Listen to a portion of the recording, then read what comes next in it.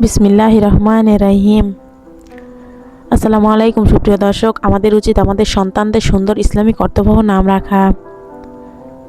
তাই আজকে আপনাদের জন্য নিয়ে এসেছি মুসলিম ছেলে শিশুদের আনকমন নাম এবং অর্থ।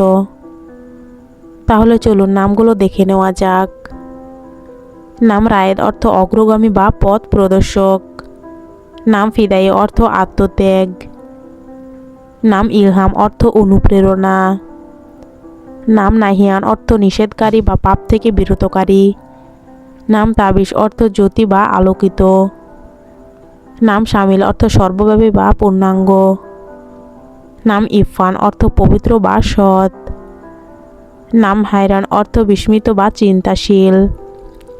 নাম সারিম অর্থ তলোয়ার বা দৃঢ়। নাম আবিদান অর্থ ইবাদতকারী। নাম জুহাইর অর্থ ছোট ফুল বা কুসুম। নাম সুহাইল অর্থ একটি নক্ষত্র। নাম নাইমান অর্থ সুখী বা সমৃদ্ধ। নাম আকিদ অর্থ দৃঢ় বিশ্বাসী। নাম হাফিজান অর্থ রক্ষাকারী। নাম ওয়ালিদান অর্থ নবজাতক।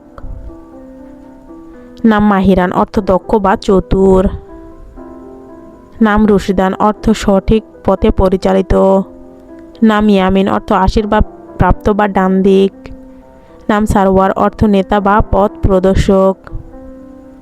নাম জাইনুল অর্থ সৌন্দর্যের অলঙ্কার।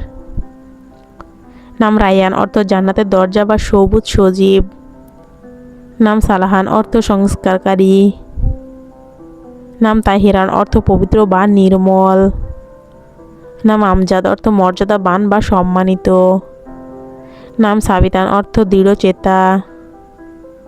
নাম জাহিয়ান অর্থ উজ্জ্বল বা আলোকিত। নাম নোমান অর্থ রক্তবর্ণ ফুল বা সাহসী। নাম মোহাইমিন অর্থ রক্ষক বা অভিভাবক। নাম রিদওয়ান অর্থ জান্নাতের ফেরেশতা। নাম ইখতিয়ার অর্থ গৌরব বা মর্যাদা। নাম কামরান অর্থ সফল বা সৌভাগ্যবান। নাম আশরাফান অর্থ মহান বা সম্মানিত।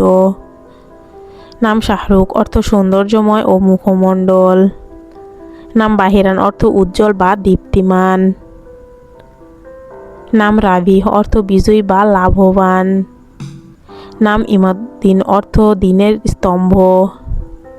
নাম মারওয়ান অর্থ একটি বিখ্যাত সাহাবীর নাম বা পাথরের নাম। নাম নাবেহান অর্থ বুদ্ধিমান বা জ্ঞানী। নাম হাসিম অর্থ ভাঙনকারী বা সাহসী। নাম সাফওয়ান অর্থ বিশুদ্ধ পাথর বা পবিত্র হৃদয়। নাম আনসারি অর্থ সাহায্যকারী বা মদিনার আনসারদের সাথে সম্পৃক্ত। নাম ওয়ালিহান অর্থ প্রেমময় বা ভালোবাসার মগ্ন। নাম রায়হান অর্থ সুগন্ধি ফুল। নাম জাওয়াদ অর্থ উদার বা দানশীল। নাম মাহাদিন অর্থ সঠিক পথে পরিচালিত। নাম ইয়াহিয়ান অর্থ জীবিত বা প্রাণবন্ত। নাম রাশিদান অর্থ সঠিক পথ প্রাপ্ত। নাম আজহার অর্থ উজ্জ্বল বা দ্যুতিময়। এই ছিল আজকের আয়োজন। নামগুলো কেমন লাগলো অবশ্যই জানাবেন। সবাই ভালো থাকুন, সুস্থ থাকুন। দেখা হবে আগামী পর্বে।